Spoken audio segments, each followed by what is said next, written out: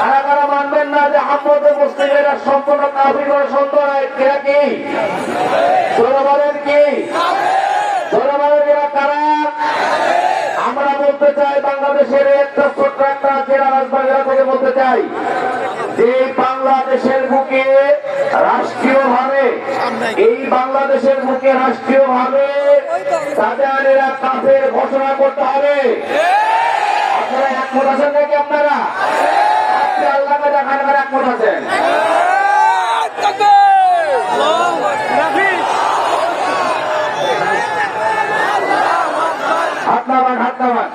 আমাদের মেহমান চলে আসবেন, তার আগে আমি কথা বলবো, সেটা হচ্ছে আজকে আমাদের কোনখানে ওয়াজের মতো আমরা আলোচনা করি না, ঠিক কিনা?